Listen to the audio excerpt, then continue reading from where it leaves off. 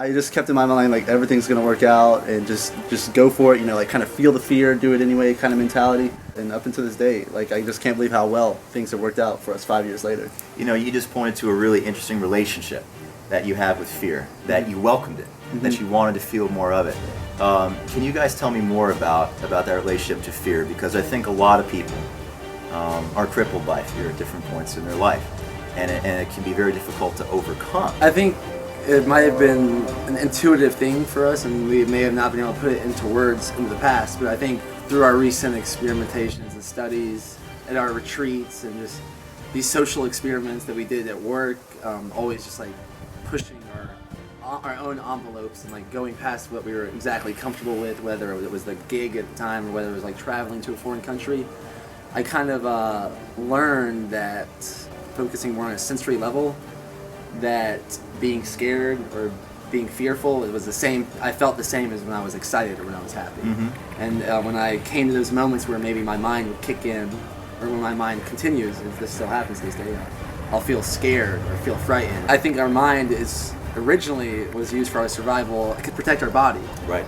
But now that's not a huge factor for most people in the United States. Is that we're not trying to survive from wild animals or anything like that. It's more that now we're being used by our mind. So if it's something like I'm charging a big wave surfing, where I'm going to go talk to someone that I would be scared to generally talk to, or if I was going to be to ask my wife to marry her and be like, oh my gosh, I'm so scared, I can't do this. Instead I'm being like, wait, what's happening really? Oh, it's just my heart's beating really fast and my hands are getting sweaty. Oh, this feels kind of good. This is like how I feel when I'm having a great time, actually.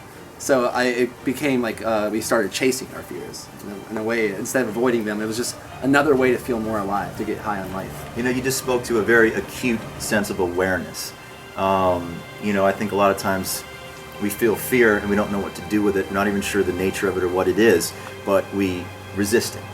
But you were so aware of what that sensation of fear was. You just articulated it so well, and perhaps provoked some interesting thought in our viewers' minds about how it's not that different from excitement and exhilaration. Yeah, I think for most people, fear and excitement is the same physical experience. It's just the mind that, like, this nominalization of these words, like, oh, this is fun, I can do this one, but oh, this is scary, I can't do that.